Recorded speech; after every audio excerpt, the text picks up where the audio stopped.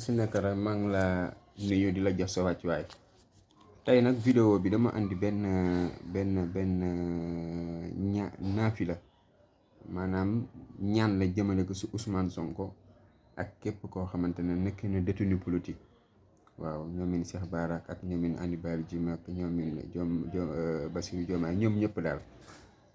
naafi bi ma joxe nii nag kilifa nag moo ma ko jox kilifa moo ma ko jox te yéen ñëpp xam nañ ko voilà photom bi mu ngi noonu si côté bi ñu koy wax Al Amin voilà Imam Dramé mu ngi noonu léegi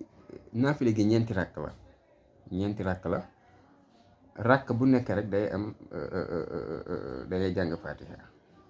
waaw da ngay jàng fatiha premier rakk bi fatiha ak 40 li ilaafi Qurayshin deuxième rakk bi fatiha 30 li ilaafi Qurayshin troisième rakk bi fatiha ak 20 li ilaafi Qurayshin ñeenteel bi nag nekk jàng fatiha ak 10 li ilaafi Qurayshin boo sëlmalee nga def astaghfirullah 100 fois ak salaatu ala nabi 100 fois voilà léegi bu nga ku comprendre rek après da ngay dégluwaat vidéo bi nga seetaan ko lu bari boo paree si loolu nga jàng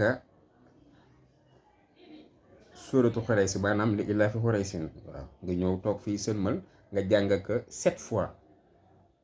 après nga jàng Yaasin wal Qur'aani hakim nga jàng ko 7 fois 7e bi boo jàngee ba yegg salaamun xawlan min rabbir rahim nga jàng ko 818 fois maanaam 7e bi Yaasin bi boo ko jàngee ba salaamun xawlan min rabbir rahim nga taxaw foofu tudd salaamun xawlan min rabbir rahim 818 fois après nga yeggali saar bi boo paree si loolu nga jàng lii laysa laha min dunillahi kaasifatun laysa laha min dunillahi kaasifatun 1698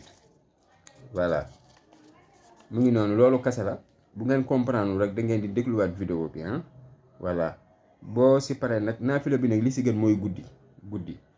ngeen ko defee bu ngeen xëyee nag ngeen saraxee suukar wala ndox mu sedda wala daal lu weex moo xam suukar loo mënta xalaat daal suukar wala ndox mu sedda rek ngay yéene ko Ousmane Sonko ak ñoom Cheikh Bara Ndiaye ak Hannibal Djim détenu politique yëpp daal nga yéene leen ko yàlla génnee leen si li nga xamante ne jaay doole gi leen jaay doole